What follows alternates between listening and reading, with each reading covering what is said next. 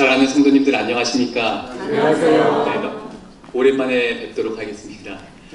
제가 달력을 한번 찾아보니까요, 1월 셋째 주, 그러니까 전교회에서 마지막 안식일을 제가 그때 방문을 해서 설교를 했더라고요. 그리고 저도 이렇게 새 성전으로 와서 오늘 보니까요, 하나님의 은혜가 크다라는 생각이 듭니다. 아멘. 다시 한번 여러분들 축하드리고, 이 성전에서 예수님을 만나는 경험이 많이 있기를 예수님의 이름으로 축복합니다. 아멘.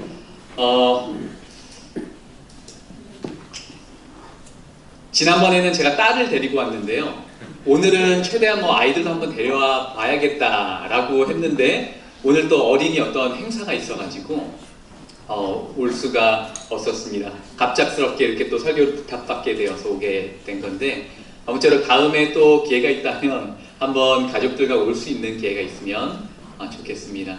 그리고 오늘 기도 마무리로 이렇게 하실 때 우리를 구원해 주신 예수님의 이름으로 기도한다라고 하신 그게 굉장히 와닿았습니다. 홍 목사님 내외분, 그리고 아까 전에 어느 장로님께서 이렇게 돌아가시고 유가족들의 슬픔을 생각을 하니까 이미 우리에게 구원을 이루신 예수님의 이름으로 기도한다는 것이 정말 얼마나 은혜로운지 그것이 귀에 좀 꽂히게 되었습니다. 네, 오늘은 어떤 제목, 어떤 주제로 제가 가져왔는가, 다 함께 한번 제목을 읽어볼까요? 부흥의 시작! 부흥의 높이는 회심의 기도와 함께합니다. 저의 최근 제 삶을 휩싸고 또 지배하고 있는 한 가지 주제가 있다면 바로 회심입니다. 그리고 부흥입니다. 부흥의 높이는요, 회심의 깊이와 비례합니다. 저는 성경 예언에 굉장히 관심을 가지고 10몇 년 동안 굉장히 집중해서 연구하고 있고요. 그리고 한국에 계신 김대성 목사님을 여러분들 아시죠? 이렇게 연락하면서 어떤 기별에 대한 그 말씀을 전할 준비도 하고 있고, 아무튼 심상치 않습니다. 예사롭지 않아요. 마지막 때가 옛날에는 그냥 성경 공부 이렇게 언젠가 오겠지. 근데 그렇지 않습니다.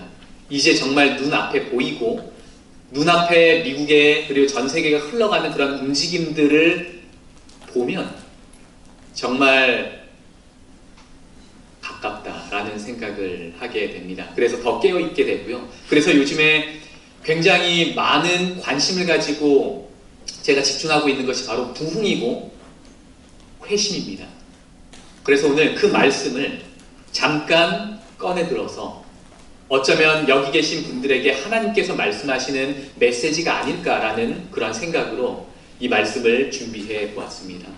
아무쪼록 이 말씀이 여러분들의 삶에 작은 변화의 씨앗이 되기를 예수님의 이름으로 축복합니다. 아멘. 성경에서는 무서운 한 질병을요, 굉장히 독특하게 취급하는 모습을 종종 보게 됩니다. 어떤 병일까요? 바로 문둥병입니다. 다른 질병들은요, 의원에게 가서 그 병에 대해서 점검을 받고 진단을 받고 확정을 받고 또 치료의 과정에 가게 되는데요. 특별히 문둥병이 딱 이렇게 하얗게 피어납니다. 그럼 누구에게 가라고 했을까요? 그렇습니다.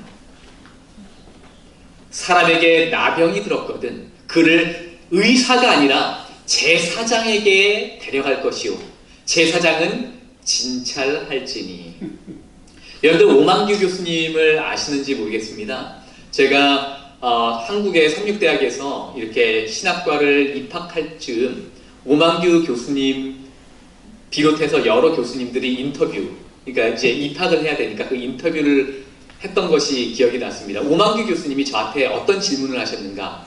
자네 의사와 목사의 차이점이 무엇인 줄 아는가? 이렇게 인터뷰 질문을 하셨던 기억이 납니다. 답할 필요가 없이 의사와 목사의 차이점이 무엇입니까? 네. 네. 의사는 육신의 병을 검진하고 또 치료의 방향을 제시하고 도와주는 사람인 반면 이 목사는요, 영적인 질병을 예민하고 민감하게 점검하고 또 방향을 제시하는 그런 입장이라고 생각이 됩니다. 그렇게 오만기 교수님께 대답했더니 좋은 점수를 받았던 것 같습니다. 입학을 했죠. 여러분들 성경은요, 이 문둥병에 대해서 영적인 질병으로 상징하고 또 묘사하고 있다는 것을 알게 됩니다. 그렇기 때문에 제사장, 의사가 아니라 죽을 병이에요. 너무나 위급한 병입니다.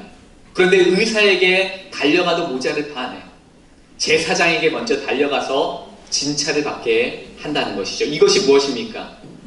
문둥병이라는 아주 심각한 질병을 모든 사람들이 두려운 마음으로 경계했듯이 우리의 삶에서 영적인 심각한 질병에 시달리고 있지 않은가 진지한 마음으로 우리의 신앙을 뒤돌아보라는 것입니다. 점검하라는 것이죠. 그리고 회심하라는 것입니다. 그래서 다음 성경절을 보면 예수님께서 이 땅에 계실 때 나병 환자를 치유하시고 뭐라고 하셨습니까? 너의 몸을 제사장에 보이라 했던 그 맥락이 바로 이러한 맥락이었던 것입니다. 나병 환자들의 사도라고 불리는 벨기에 출신 다니안 신부에 대해서 여러분들 들어보셨을 것입니다. 1865년 하와이 군대에 나병 환자들이 굉장히 급격하게 늘어났습니다. 그러자 다니안 신부는요, 33살의 젊은 나이에 이 몰로이카 섬으로 들어가서 12년 동안 그 나병 환자들과 동거동락하면서 지내게 되었습니다. 그들을 위해서 봉사를 했습니다. 그리고 수많은 사람들이 죽어나가자 어떤 일을 특별히 했는가? 관을 짓는 일을 했습니다. 그렇게 그들에게 음식도 대접하고 설교도 하고 봉사를 하고 치료도 하고 목욕도 시켜주고, 그러던 어느 날 그는 오랜만에 목욕을 하려고 팔팔 끓는 물을 이제 찬물에 넣기 위해서 팔팔 물을 끓였습니다. 그리고 그 물을 들고 이제 가는데요, 그만 실수로 어떤 돌뿌리에 걸렸는지 그 물을 실수로 자신의 다리에 붓게 되었습니다. 어떻게 되었을까요? 깜짝 놀랐습니다. 왜 깜짝 놀랐을까요? 감각이 없는 것입니다. 이미 그도 문둥병에 감염이 되었던 것이죠. 그때부터 나병 환자들은 그 신부가 전하는 하나님을 더 적극적으로 믿기 시작했다라는 말이 전해집니다. 그러면서 그에게 예수님이 만약 이 땅에 계셨으면 당신과 같았을 것입니다 라는 인간이 받을 수 있는 최고의 찬사를 받을 그러한 어떤 희생적인 봉사를 한 것으로 유명한 사람이 다니안 신부죠. 여러분들, 다니안 신부가 자신이 문둥병에 걸렸다는 것을 어떻게 알게 되었죠? 뭐 때문에 알게 되었죠? 뜨거운 물을 자신의 다리에 부었는데 무감각한 것입니다. 바로 무감각증 때문에 알게 된 것이죠. 바로 이것이 나병이 무서운 이유입니다. 통증이 없다는 것입니다. 신경세포가 완전히 파괴되어서요, 귀가 떨어져 나가고 손가락이 떨어져 나가고 발가락이 떨어져 나가도 알지 못하는 것이죠. 신앙에서도 똑같습니다. 통증을 느끼지 못하는 것이죠.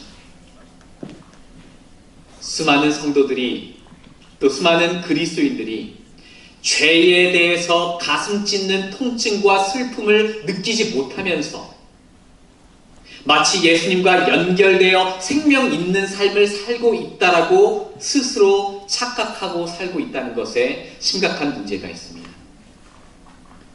사단이 심어놓은 수많은 안일함, 세상적인 욕망을 이루는데 급급하면서 영원한 생명과 전혀 무관하게 살아가면서도 마치 하늘과 연결되어서 살아가고 있다라고 기만당하고 있는 것입니다. 일주일에 한두 번 교회라는 방주를 타고 있다고 우리가 주님과 긴밀하게 동행하는 것일까요? 내 마음속 죄에 대해서 통증을 느끼지 못하는 것이 얼마나 위험한 상태인지를 생각하게 됩니다. 오늘 이 자리에 앉아 계신 여러분들께 질문을 드리고 또 여러분들 스스로에게 질문해 보시기 바랍니다. 여러분들은 죄에 대한 통증이 있으십니까?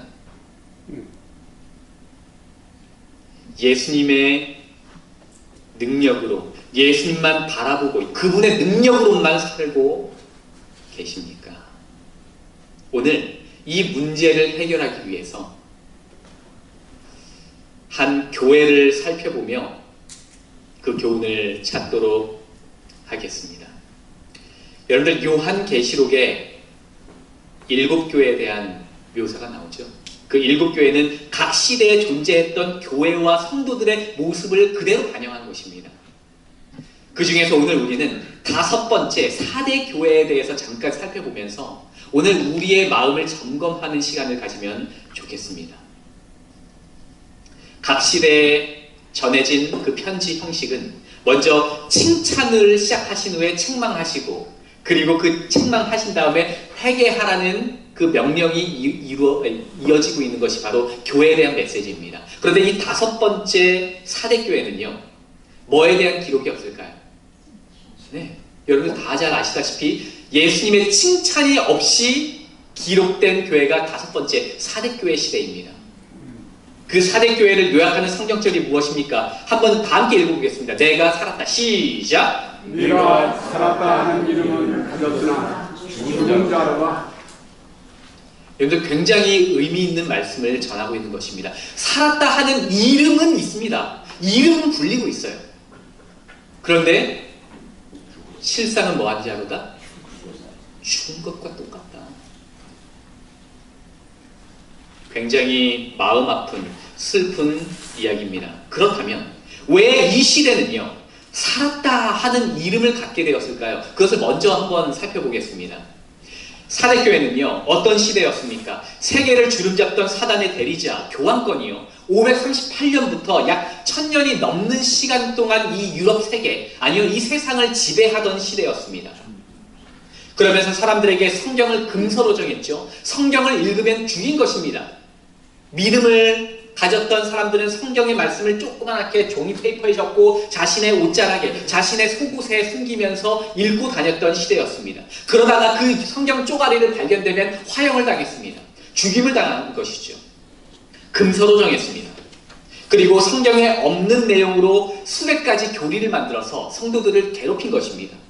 성도들은 성경을 읽지 못하니까요 어떤 것이 옳은 교리인지를 판단할 길이 없어 그 교리, 가톨릭이 만든 교리를 그냥 순종할 뿐이었습니다. 그렇게 성도들의 삶을 무겁게 한 것이죠.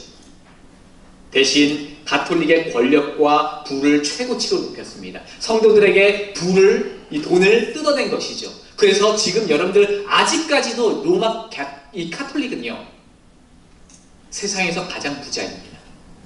가장 휘황찬란한 건물들이 지어져 있고 금과 은으로 장식된 그런 기물들을 사용하는 유일한 곳이 바로 가톨릭인 것이죠. 여전히 세상의 대부분의 부를 가지고 있는 교회가 된 것입니다.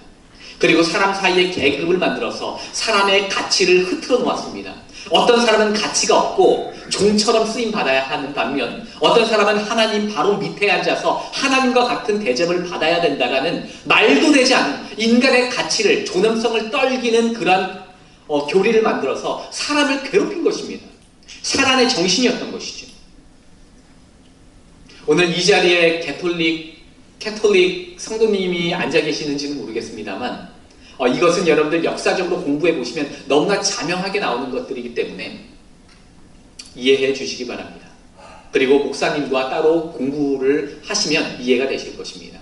이렇게 사대교회 시대는요 교황권의 타락과 맞물려 있던 시대였고, 그러다가 루터의 종교개혁이 일어나던 1517년부터 교황권이 완전히 무너지게 되었던 1798년까지 살았던 성도들의 그 짧은 약 200여 년의 그 기간이 사대교회의 시대였던 것이죠. 이 시대의 성도들은 종교개혁이라는 이름, 아까 전에 뭐라고요? 살아있는 이름은 있었다라는 것이 바로 이것입니다. 종교개혁이라는 이름 아래 성경신앙으로 돌아가는 역사적인 회복과 변화의 시대를 연 것입니다. 그래서 어떤 이름이 있었다고요? 살아있다라는 이름이 있었던 거예요. 교황으로부터 천년 이상 동안 지배받던 그 잘못된 성경신앙에서 돌이켜 성경신앙으로 돌아갔다라는 것입니다. 그러니까 살아있는 이름을 얻게 된 것입니다. 그때 마틴 루터는 뭐라고 강조했습니까? 두 가지를 강조했습니다. 교황은 성경이 예언한 적그리스도다. 그리고 오직 성경만이 구원의 진리다 하면서 예수 그리스도의 믿음, 그 예수 그리스도를 향한 믿음을 강조하게 되면서 막 마음이 뜨거워지는 일들이 막 일어났던 것이죠. 그러나 안타깝게도 그 시간은 오래 가지 않았습니다. 살아있다라는 이름을 가지고 지금 시작이 되었죠. 그런데 이제 뭐가 됐다고요? 죽었다라는 이름을 갖게 된 것입니다. 왜 죽게 되었는가? 그 이야기는 엘렌 화이트의 글에 이렇게 묘사가 되어 있습니다. 길게 설명할 거 없습니다. 여러분들 읽어보시면 됩니다. 제가 읽어보겠습니다. 교회 안에서 겸손과 헌신의 정신이 교만과 형식주의로 바뀌어지고 있는 동안 그리스도에 대한 사랑과 그분의 재림에 대한 믿음은 점점 식어져 버렸다. 소위 하나님의 백성이라 자부하던 자들이 세속적 욕심과 향락을 구하는 일에 몰두되어 구주의 재림의 징조들에 대한 교훈에는 소경이 되어버렸다.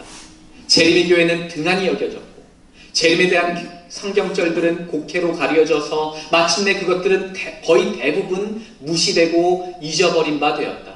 사회 각 계급에서 누리는 자유와 안락, 부와 사치에 대한 욕망은 사람들로 돈 버는 일에 몰두하게 하고 명예와 권력에 대한 열렬한 욕망은 사람들로 하여금 그들의 흥미의 중심을 이 세상의 사물에 두게 하고 재림의 엄숙한 날이 아주 먼 미래의 일로 제쳐놓였다. 교황권의 타락과 횡포에 반대해서 생겨난 이 성경 신앙의 재림, 이 성도들이 자신들의 교리를 세우기 위한 형식주의에 갇히게 되었고요. 그래서 형제들, 같이 예수님을 믿는 형제들을 무시하기 시작했습니다. 이기주의 정신으로 경쟁하기 시작했습니다. 그 결과 수많은 교단들이 생겨나서 마치 발전하는 것 같았습니다. 겉모습만 보면 교단의 규모와 시스템, 건물들은 정말 발전했지만 예수님을 사랑하는 마음은 점점 죽어갔던 것이죠. 그런 모습이 바로 사대교인 것입니다. 요약하자면 이기적인 적그리스도 교황은 실제로 몰아내고 쫓아내는데 성공했을지 모릅니다. 하지만 우리 속에 교묘하게 숨어있는 죄, 교만, 이기심은요 정복하지 못한 것입니다. 문둥병처럼 죄에 대해서 전혀 통증을 느끼지 못했던 영적으로 죽은 시대였던 것이죠. 오늘 여러분들은 어떠십니까? 자꾸 설교를 들으시면서 스스로 한번 점검해 보시기 바랍니다. 사람의 마음은 예수님 없이도 마치 행복을 찾을 것처럼 어리석고 이기적인 삶을 추구하던가 아니면 예수님을 사랑하며 이 땅에 살면서도 하늘의 가치를 정말 알아보고 높게 사며 그분이 알려주신 가치대로 사는 사람이 있습니다. 여러분들 찬양 좋아하시죠? 특별히 사중창 좋아하시는 분이 계십니까? 제가 어렸을 때 우리 재림교회에 어떤 사중창이 하나 있었는가 하면 여러분들 들어보셨습니까? 맛 잃은 소금. 들어보셨어요? 네, 맛 잃은 소금이라는 찬양이 한때 유명했던 때가 있었는데요. 굉장히 흥미로운 이 가사 내용들이 있습니다. 제가 한번 그 가사를 읽어드릴 테니까 잘 들어보시기 바랍니다. 이 노래를 부르는데 얼마나 웃으면서 재미있게 들었던 기억이 있는지 한번 들어보시기 바랍니다. 이 가사의 일부입니다. 드라마 끝까지 보다 지각 예배, 스포츠 중계보러 일찍 귀가, 다음 주는 바캉스를 떠나오니 오주여 해변으로 임하소서. 장로님의 기도 때는 낮잠 보충, 목사님의 설교 때는 설교 비판. 하지만 축복은 받아야지 아멘 끝나자마자 서둘러 퇴장. 성가대가 노래하면 실력평가, 안 가져온 헌금 찾아 뒤적뒤적. 밥 먹을 때 누가 볼까 눈만 껌뻑, 술 마시고 담배 필 땐 무신론자. 목사님이 몰라준다 투덜투덜, 보기 싫은 사람 있어 교회 바꿔. 그래도 헌금은 꼬박꼬박, 왜냐 봉사하면 그 대가로 복을 받을 테니. 내가 믿기 편한 방식으로 자기를 위한 예수님을 만들어내고 마음에 드는 말씀 골라 자기에게 이롭도록 해석하지. 내가 믿기 편한 방식으로 나를 위한 예수님을 만들어내니 십자가에 못 박히신 예수님은 없네. 여러분들 이 가사를 이 오늘날의 신앙하는 사람들의 모습을 풍자해서 만든 가사이고 이것을 빠른 템포로 막 이렇게 흥이 나게 부르는 이 사중창입니다. 이 남자 목소리가 네 개로 갈라져서 쫙 화음이 들어왔다 빠졌다 하면서 얼마나 멋지게 부르는지. 그런데 이 가사 내용을 들으면서 신앙도 점검하고 웃기기도 하니까 들으면서 얼마나 이 노래가 유명했는지 모릅니다. 여러분들은 어떠십니까? 여러분들은 예수님의 말씀대로 믿고 계십니까? 아니면 예수님을 나를 위해서 예수님을 만들어내고 내가 믿고 싶은 대로 예수님을 믿고 살고 계십니까? 오늘 우리는 어느 모습에서 살고 있습니까? 혹시 사대교회 시대의 성도들의 그 모습이 오늘 우리의 삶에도 있지는 않은지 점검하게 되는 것이죠. 칭찬 없던 성도들의 시대가 바로 이 사대교회 시대였던 것입니다. 그러나 여러분들, 희망은 있습니다. 여전히 하나님은 각 시대에 희망을 주고 계십니다. 칭찬이 없었지만 작게나마 영적인 안도감의 한숨 같은 그 한마디를 하시는데 그게 무엇인 줄 아십니까? 여러분들 너무나 희망적입니다. 함께 읽어보겠습니다. 그러나 사대에 시작. 그러나 사대에 그 옷을 더럽히지 아니한 자 몇 명이 뒤에 있어 흰옷을 입고 나와 함께 다니니. 아멘. 칭찬 없는 사대 교회 시대에 옷을 더럽히지 아니한 겨우 몇 명이 남아있다라는 안도감의 한숨을 하나님께서 내시면서 사대교회에 말씀하시는 것입니다. 여러분들, 신앙 싸움은요, 흰 옷을 지키는 싸움입니다. 그렇습니까? 예수님의 의를 상징하는 흰 옷을 지킨 수많은 사람이 있다고요? 아니면 소수가 있다고요? 소수가 있다라는 것입니다. 몇 명이 겨우 남아있는 것입니다. 이 세상에 정말 제대로 하나님을 사랑하고 그분을 너무나 사랑해서 그분을 고대하면서 사는 사람이 생각보다 많이 없다는 것입니다.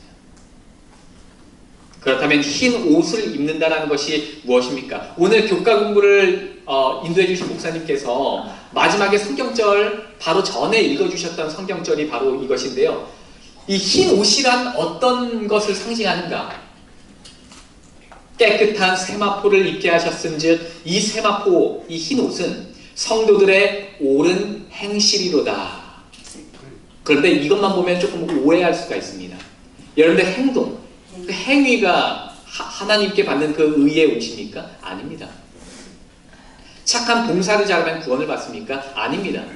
실제로 예수님을 믿지 않는 교황과 그 수많은 사람들이 이 세상에서 가장 많은 봉사를 지금 하고 있습니다. 따라갈래야 따라갈 수가 없습니다. 그 차이가 너무나 커요. 그러면 예수님 없이 봉사를 많이 하는 사람들이 구원을 받습니까? 아닙니다. 착한 행실은요, 구원받을 조건이 아닙니다. 예수님 없이, 예수님의 이름 없이 봉사한 사람들이 그러면 구원을 받게 되겠죠. 그러면 이것은 어떤 의미인가? 이 흰 옷을 지킨 사람들이 몇 명 남아있는데 그 흰 옷을 지킨 사람들이 그 흰 옷이 무엇인가를 또 다른 성경절을 한번 보시기 바랍니다. 시작! 이는 큰 환난에서 나온 자들인데 어린 양의 피에 그 옷을 씻어서 피게 하였느니라. 여러분들, 피는 빨간색입니다. 피를 실제로 오늘 제가 코피를 흘려서 이 정장에 묻히게 되면 어떻게 할까요? 빨리 화장실에 가서 닦습니다. 왜요? 빨간색 피가 지어지지 않을까봐 걱정이 되는 마음이 있죠. 여러분들, 빨간색의 옷을 씻으면 빨개집니까? 하얘집니까? 빨개집니다. 그런데 예수님의 피에 우리의 옷을 씻으면 하얘진다라고 해요. 이게 무슨 의미입니까? 예수님의 피의 효력이 무엇인지를 알게 되면, 물의 효력이 실제 빨간 피를 씻겨내는 것처럼 예수님의 피의 효력이 무엇인지를 알게 되면 예수님의 피에 우리의 옷을 씻는다라는 의미가 무엇인지 알게 되겠죠. 그럼 예수님의 피의 효력이 무엇입니까? 우리의 죄를 산다는 것입니다. 아멘. 죄로 물든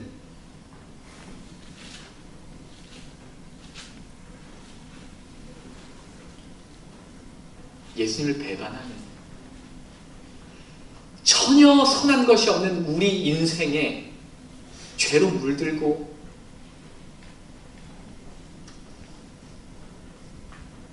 여러분들, 제가 지난번에 왔을 때 잠깐 말씀드린 것 기억나실 겁니다. 저는 16살, 17살 때 처음 예수님을 만나고 그 전에 제가 어떤 삶을 살아오셨는지 기억나시죠? 이 고아와 같은 그러한 삶을 살다가 정말 12살 뭐 이렇게 제가 스스로 목숨을 버리려고 했었던, 왜냐하면 삶에 이유가 없었고 살 이유가 없었어요. 정말 친부모가 저를 버렸고 정말 힘든 상황 가운데서 살았기 때문에 내가 죽어도 누구 하나 슬퍼하지 않는다라는 생각이 이 사춘기가 접어들면서 너무나 강했고 인생에 목적이 없었습니다. 그러다가 16살, 17살 때 처음으로 어떤 목사님의 설교를 듣고 금요일 저녁 동해삼육 뒤편에 조그만한 기도의 동산에 올라가 그 말씀을 잠깐 떠올려서 잠깐 기도를 한번 해보는데 거짓말처럼 제 속에서 놀라운 기적이 일어난 것입니다. 예수님의 말씀이 믿어지고 십자가가 믿어지기 시작한 것입니다. 예수님의 그 흘리신 피가 나를 위해서 흘리셨다는 것이 깨달아지면서 믿어지면서 놀라운 일이 벌어졌는데 어떤 일이, 제가 요약하면 어떤 일이 벌어졌는가. 예수님을 십자가에 못 박아 죽인 그 흉악하고 더러운 죄가 바로 제 죄라는 것, 그것이 깨달아진 것입니다. 그냥 누군가를 때리고 훔치고 도덕적으로 나쁜 짓을 한 그 죄를 말하는 것이 아니라 예수님을 십자가에 못 박고 죽일 수밖에 없었던 창조주, 온 우주를 창조하신 그분이 인간이 되어서 내 죄, 조그마한 토시의 죄 때문에 하나님께서 죽으시게 되었다는 그 죄가 나에게 있었다라는, 그러니까 죄가 미워지는 경험을 하게 된 것입니다. 정말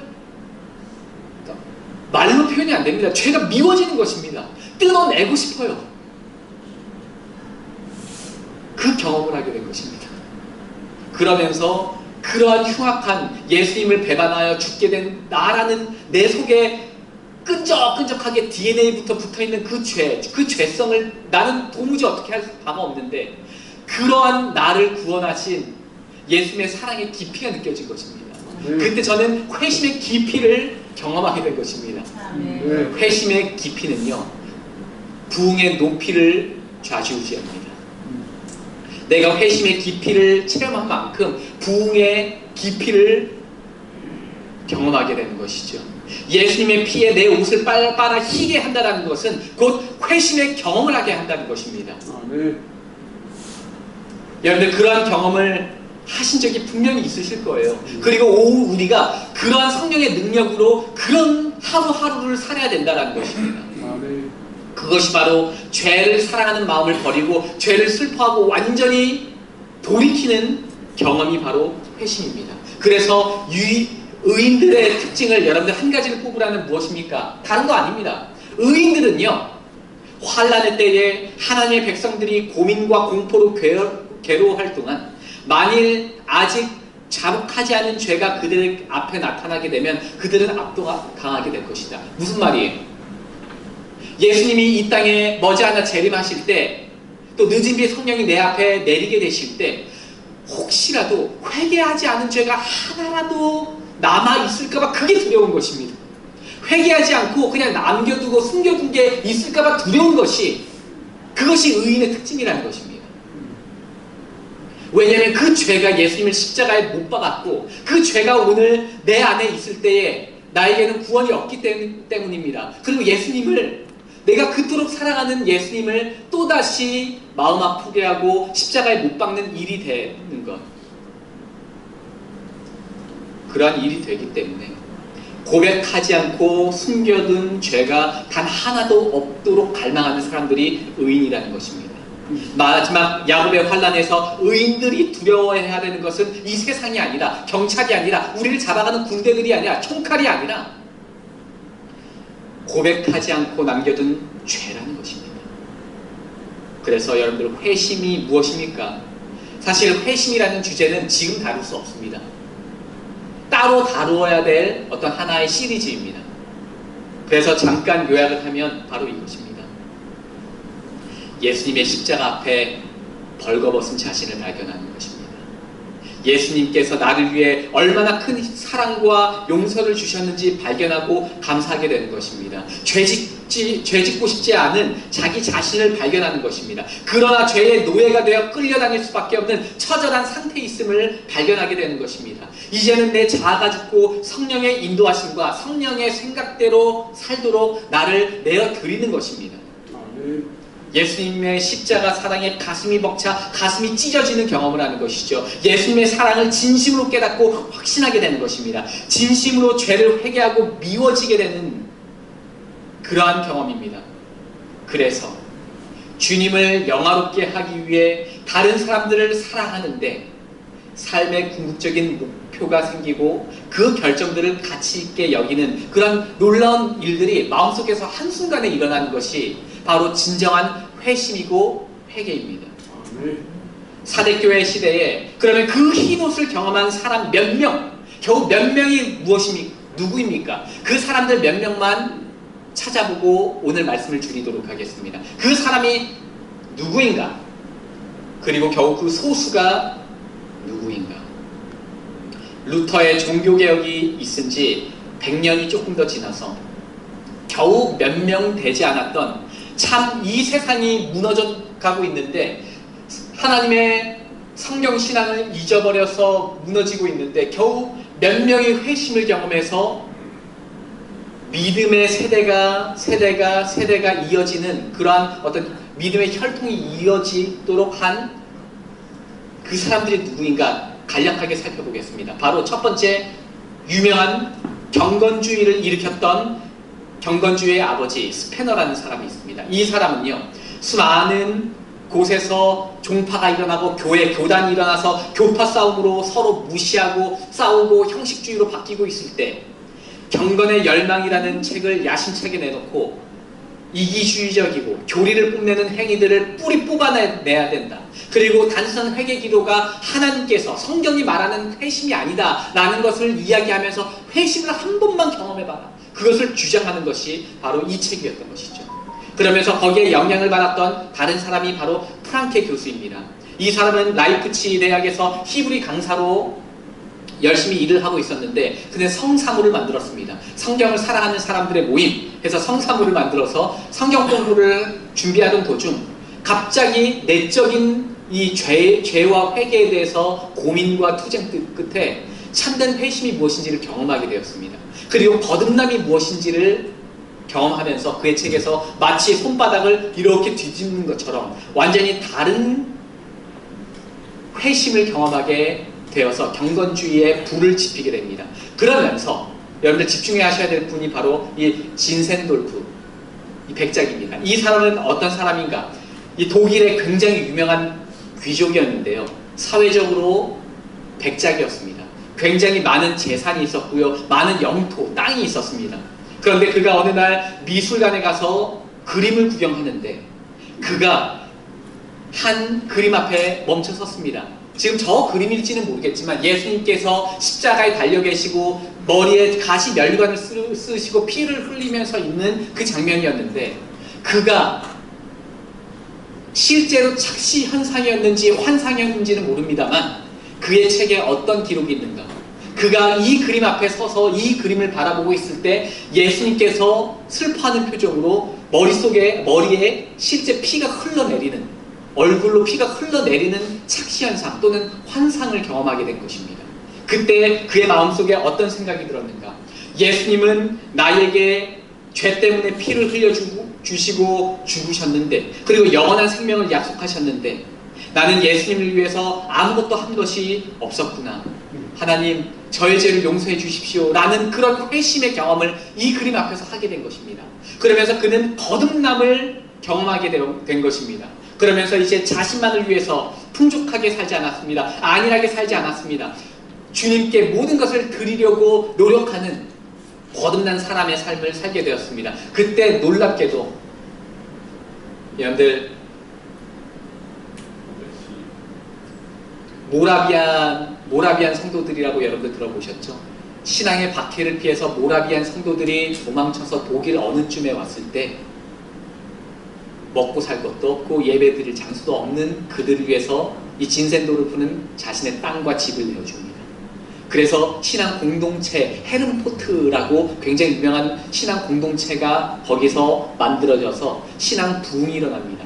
그때 길거리에 지나던 한 젊은 청년이 어디서 어떤 예배하는 소리가 들려서 들어가 보니까 로마서 주석 초반 서문을 읽고 있는 것을 이렇게 들으면서 감동을 받게 된 것입니다. 성경 말씀을 깨닫게 된 것입니다.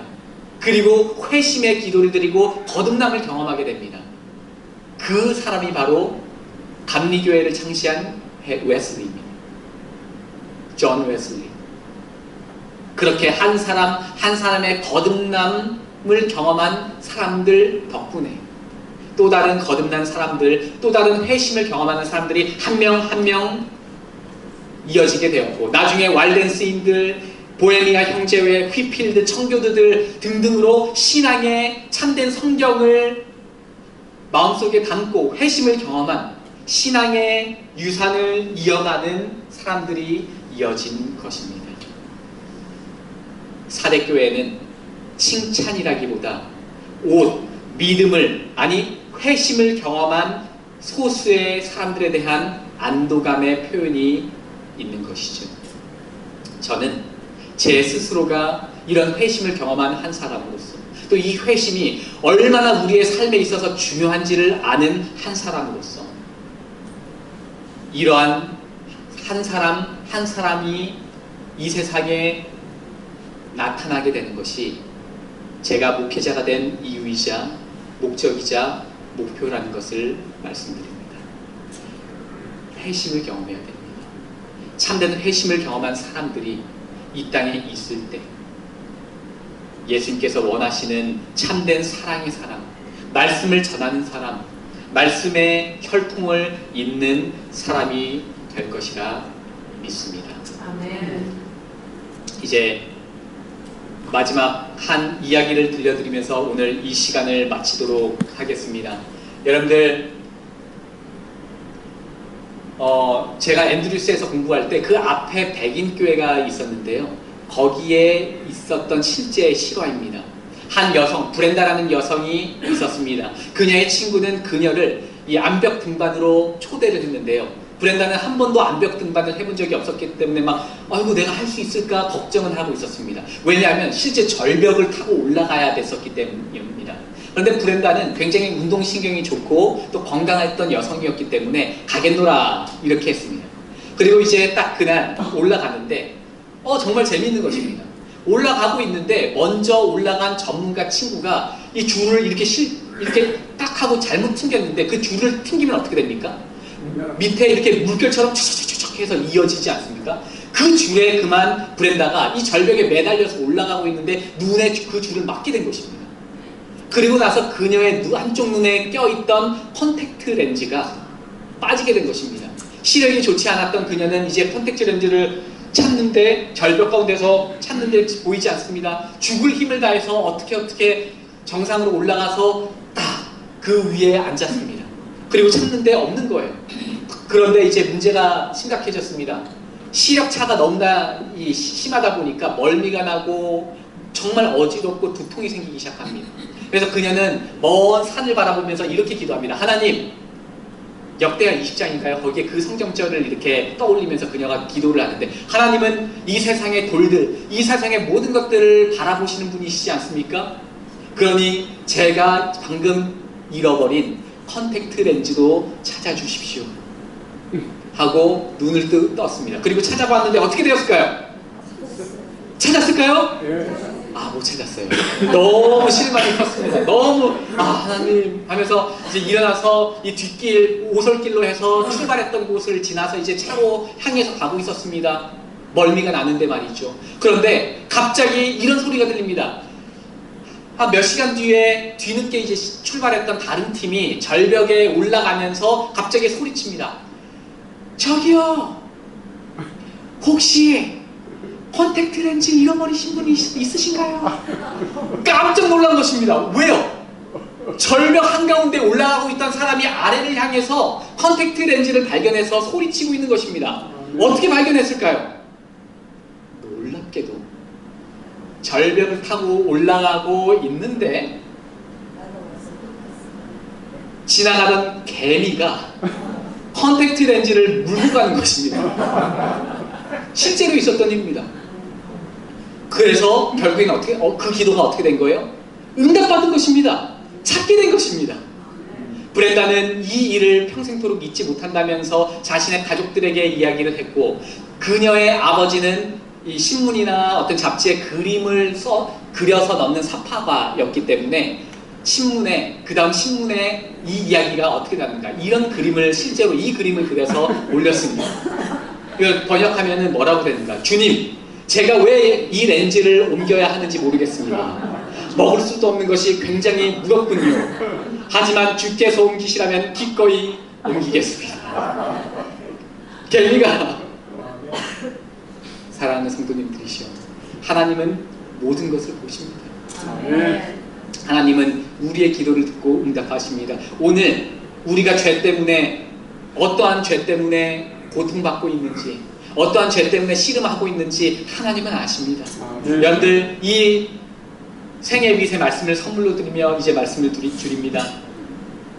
예수께서는 그대가 죄 많고 속절없고 궁핍한 현실 그대로 당신께 나오길 좋아하십니다. 그대는 어리석고 연약한 상태 그대로 나와서 죄를 슬퍼하는 마음으로 그분 발 앞에 엎드릴 수 있다. 다 함께 읽겠습니다. 이 부분은 시작. 그분께서는 당신의 사랑의 팔로 그대를 들으시고 그대의 상처를 고쳐주는 일을 영광으로 생각하신다. 아멘. 사랑하는 성도님들이시여, 부흥의 높이는 회심의 깊이와 비례합니다. 오늘 어떤 죄와 씨름하고 있을지 모르겠지만 그 죄를 하나님 앞에 낱낱이 드리고 회심을 경험하며 거듭남을 경험하고 매일의 침례를 받고 그분을 바라보고 구원해 주신 그분의 사랑에 감사하면서 살게 되시는 부에나팍 성도님들 되시기를 예수님의 이름으로 축복합니다. 아멘. 네.